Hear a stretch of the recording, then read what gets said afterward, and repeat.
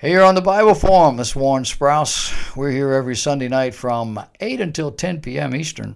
Tonight we're looking at nuclear cooperation in the land of the rising sun. A proliferation expert told a publication called Allgemeiner this past week, quote, paying attention to any potential nuclear cooperation between Iran and North Korea should be a priority for the Trump administration.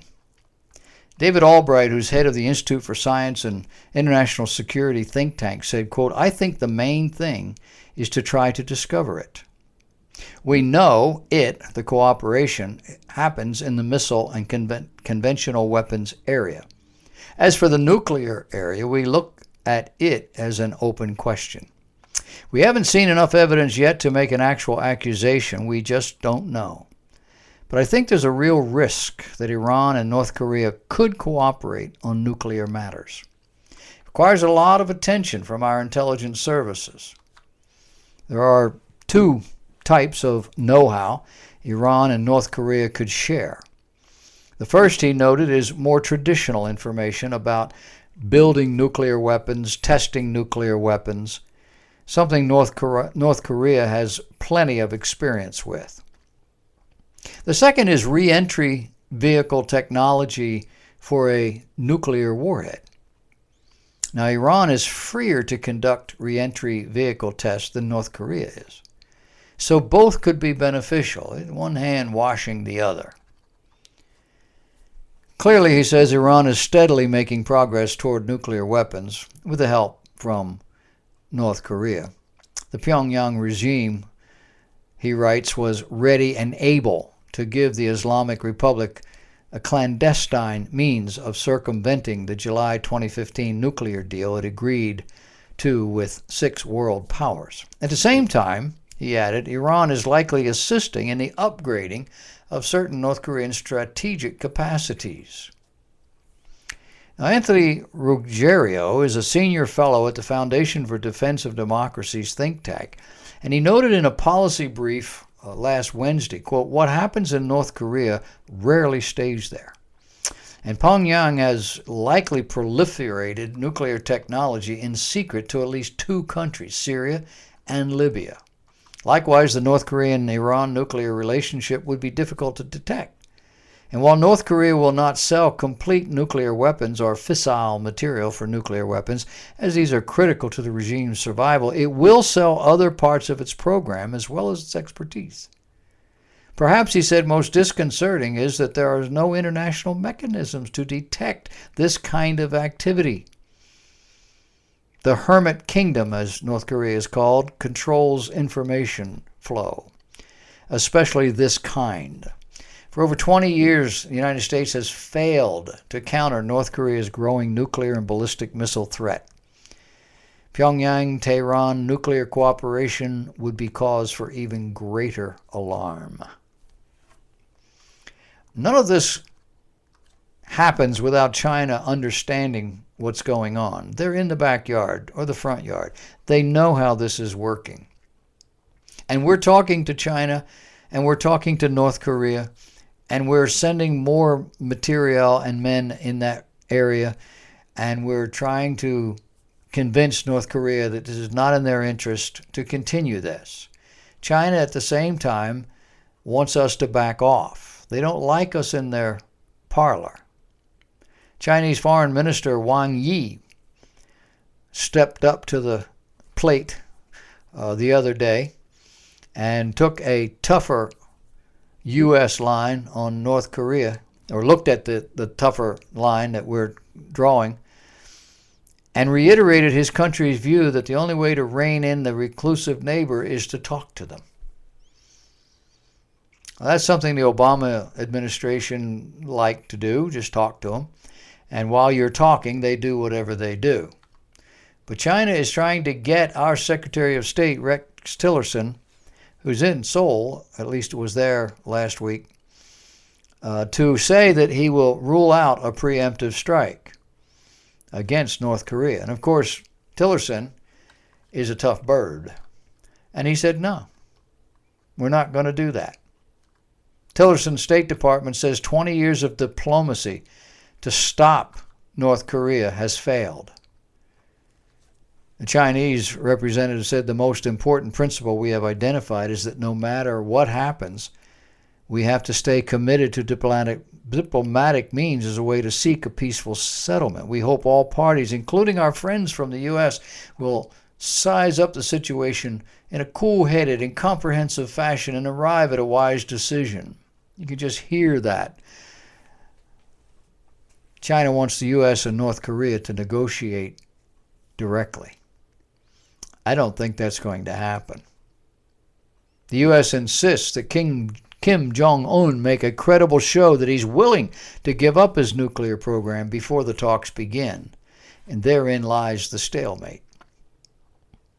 Tillerson laid out the details of his approach while he was in Seoul, saying it would focus on getting China to better enforce United Nations sanctions against North Korea. Let me be clear, he said. This policy of strategic patience has ended.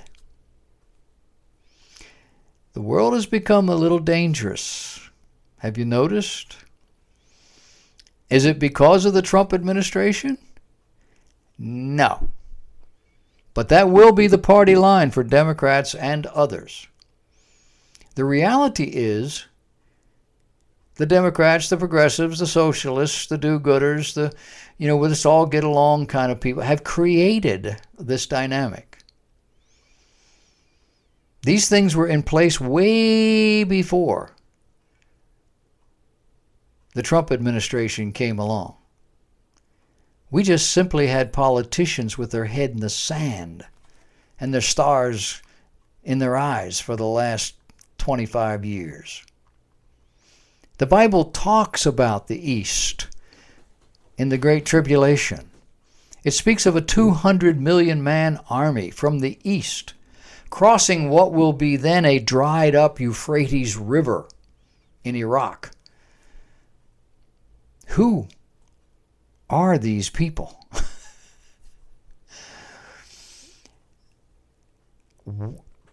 The 200 million man army has been a topic of discussion in theology as long as the Bible's been around.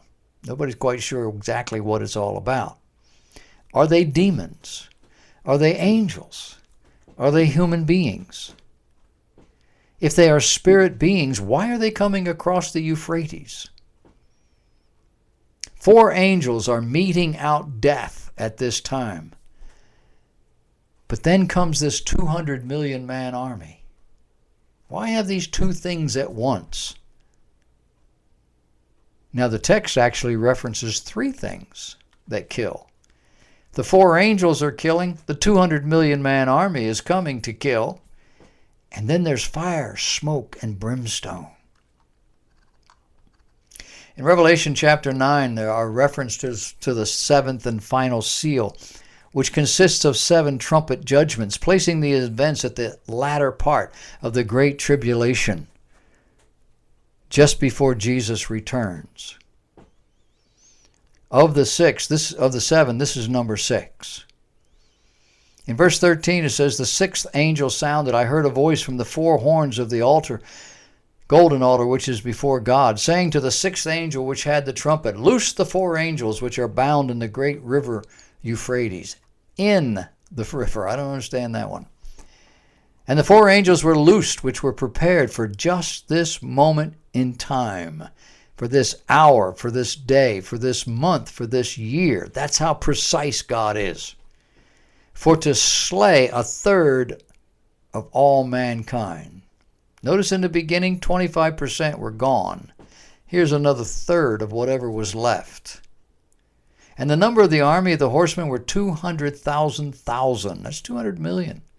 And I heard the number of them. And I saw the horses in the vision, and them that sat on them, having breastplates of fire, and jacinth, which is our hyacinth. It's a reddish blue or deep purple color.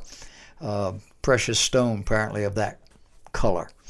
By these 3 was the 3rd part of man killed, by the fire, by the smoke, and by the brimstone that issued out of their mouths. For their power is in their mouth, and in their tails. For their tails were like unto serpents, and had heads, and with them they do hurt. These are horrendous days. You read these descriptions. I always read this and I think of helicopter gunships. But these are supernatural events and supernatural people. Not the 200 million men, but all the other stuff. And these are horrendous days. Days apparently that will involve the entire world. The Bible says that the kings of the earth rush into the caves, to the mountains,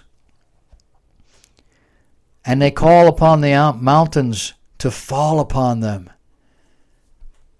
because they know from whence this comes. It's coming from God.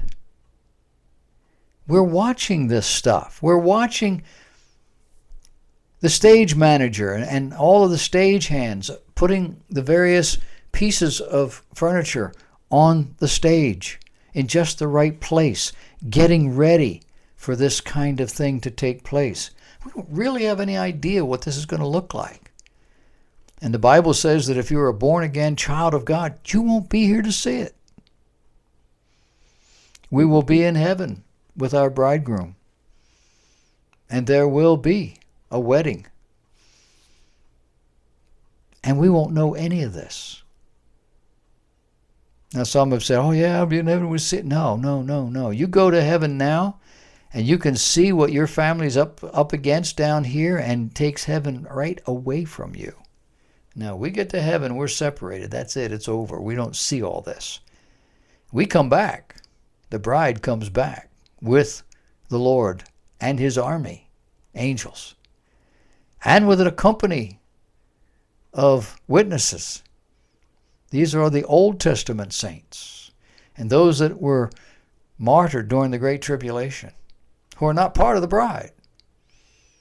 They all come together, a huge amount of people that no man can number, to inhabit this earth once Jesus gets it all cleaned up.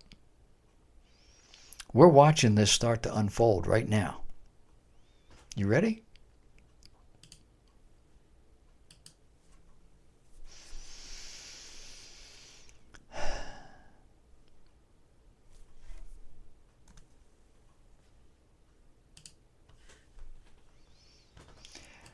I just lost track of what I'm doing here. It's not a good thing.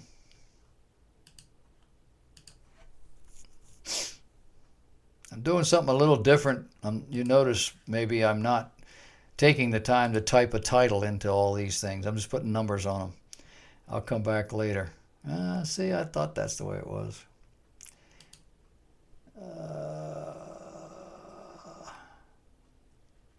Yeah, let's do this. I missed the number.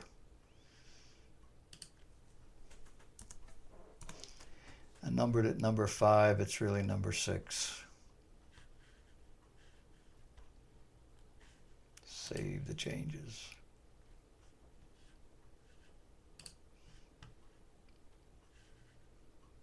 Six. This will be number 6. Okay. We're good to go. I wanted to talk to you about the plan to destroy America. Got an email this week. And apparently there is a conference going on and some other sorts of things happening. And somebody stood up in the midst of all of this and laid out the plan to destroy America. A friend of the program sent this to me, and I've edited it for time and space.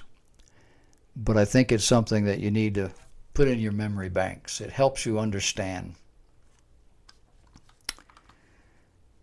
Alrighty then.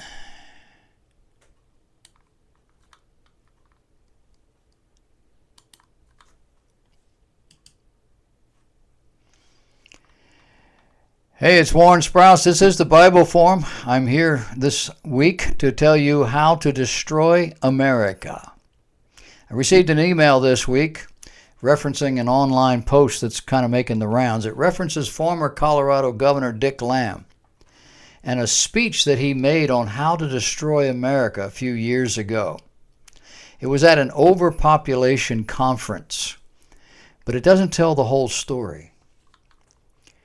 First, before I get into that, I want to share something that someone sent me this week that illustrates another area of cultural destruction that this article really doesn't deal with, but it weds together, no pun intended.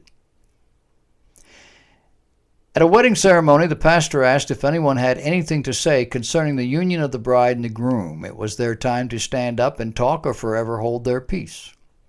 The moment of utter silence was broken by a young, beautiful woman carrying a child. She started walking toward the pastor slowly. Everything quickly turned to chaos. The bride slapped the groom. The groom's mother fainted. The groomsmen started giving each other looks and wondering how best to help save the situation. The pastor asked the woman, "Can you tell us why you came forward? What do you have to say?" The woman replied, "We can't hear in the back." This is how people jump to occlusions. This is not an occlusion, but some people are jumping to conclusions that aren't real. Here, Governor Lamb is quoting from a book that we've heard about before. I've talked to you about it.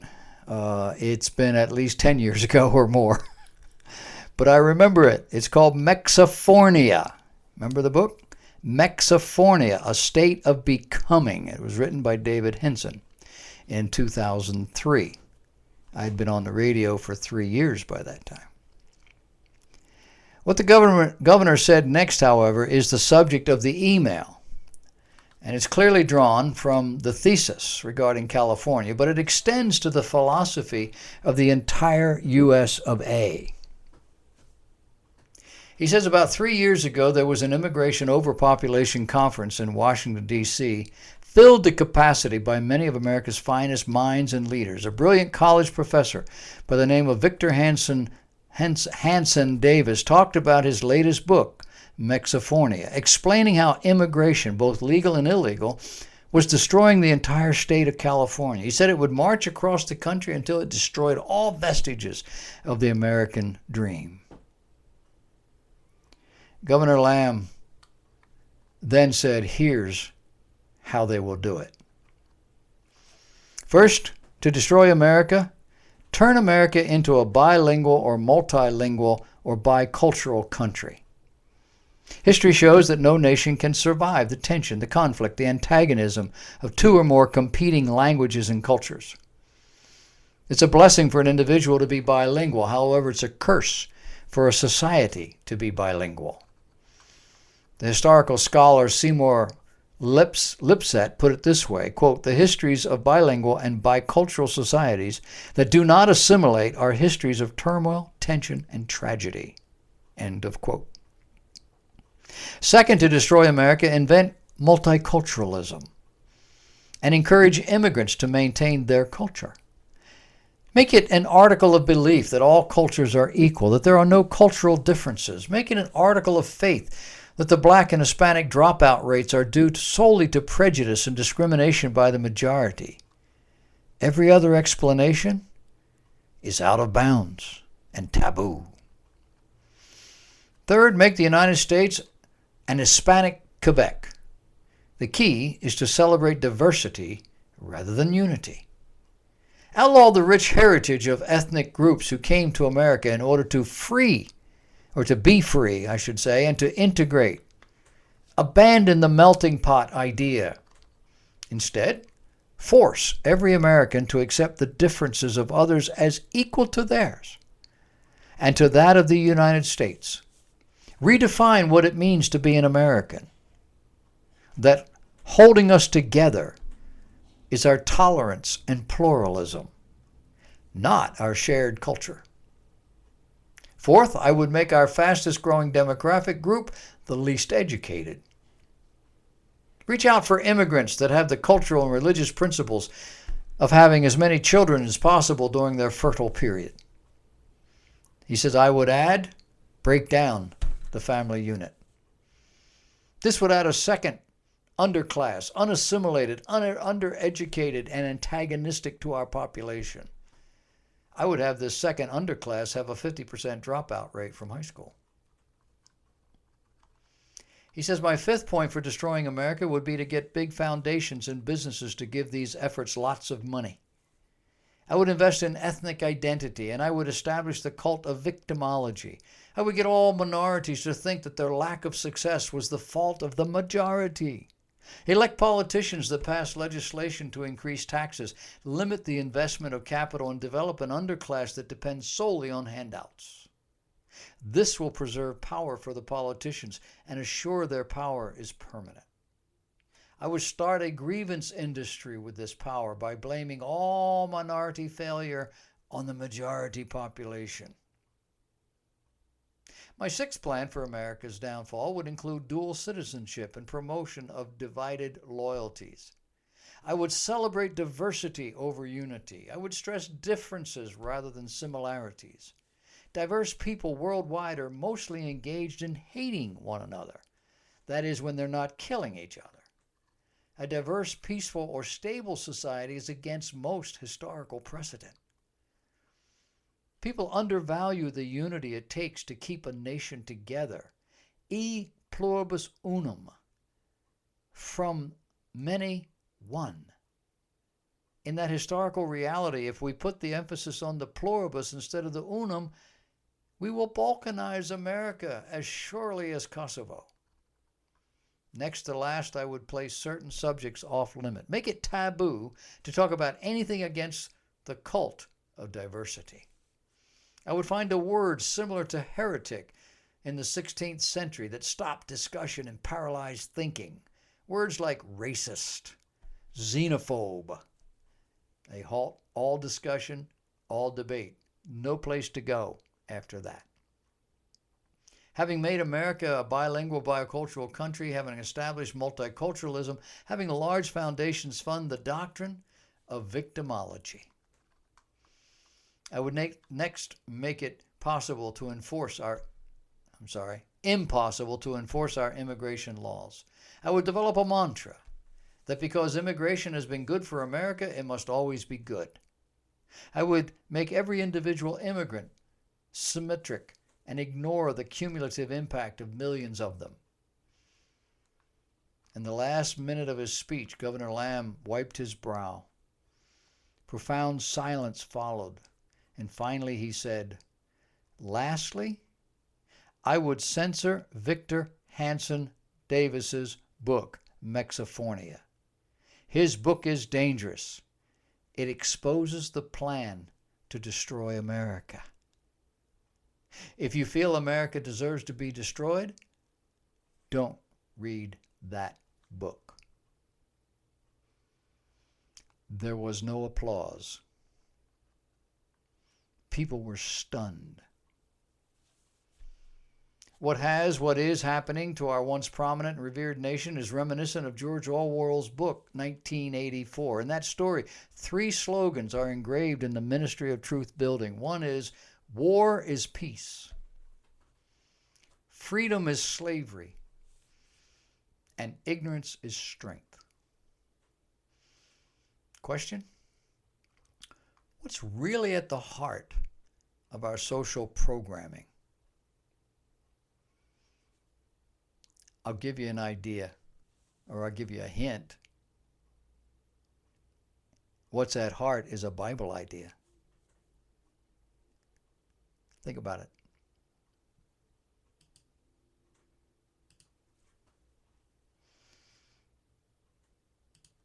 It's called sin. Where am I? This is our last segment. It reflects on the very first thing we talked about. Healthcare. It talked about our healthy bodies and why there's so much sickness and disease today. Is it because our bodies are weaker today?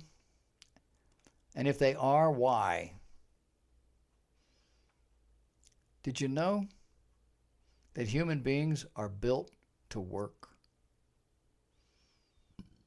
And that without work, we get sick and die. God said so.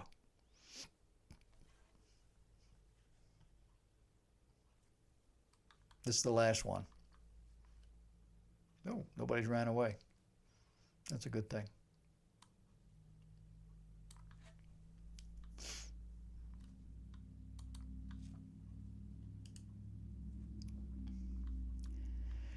Welcome to the Bible Forum. This is March 26th. This is the last segment of our Sunday show. We're here from 8 to 10 p.m. every Sunday night for you. I want to talk to you about the human body, about what we have here. This is a Bible Forum. We believe the Bible. We believe when the Bible says that God made us, that God built this, that He created this body. What did He build it for? Well, the Bible talks about fellowship with Him. Well, that's kind of a spiritual, social, emotional. What about the physical part of our body? Well, God made these bodies to work. If we don't work, we get sick and we die. God said so. God told Adam in the garden that his life would now be owed to the sweat of his brow. In the early days of America, hard work was held up as good for you. It was honorable. It was necessary. And those who did not work, not those who could not, but those who did not work were lazy or worse. God declared that if a person refused to work, 2 Thessalonians chapter 3, verse 10, he should not eat. This injunction is pointed at making a person responsible for themselves. Today it's hard work that's demeaned and ridiculed. A pandemic has swept American culture. It's called entitlement. Entitlement is viewed as both a precursor to material gratification and a source of gratification all by itself. An entitlement mindset is setting in our culture, classifying our basic needs, food, shelter, healthcare, as goods to which we have a right. Our leaders have accepted this idea, even those who claim to be conservative. Can you say national health care? It started with Social Security, an idea by a progressive government under Franklin Roosevelt, spawned by a Great Depression. But even then, men knew their scriptures. History tells us the bill would not pass until or unless it was written in that this number, this Social Security number that every worker would have, would never be used as a form of identification. These men knew their Bible, and they knew that in the end days, humanity would be reduced to number 666. It is believed that that number is a prefix or a suffix to be placed after whatever other numbers identify who we are. And we now have passed legislation where every baby born in this country gets a Social Security number. It's only a matter of time before that is embedded somehow or tattooed. I don't know. We would lose our Social Security cards. But you see, another generation has come along that knows not the God of their fathers. As our society fosters this entitlement attitude through reinforcement, a tragic side effect is the shift from viewing work as a central component of human flourishing to viewing it as an evil to be avoided.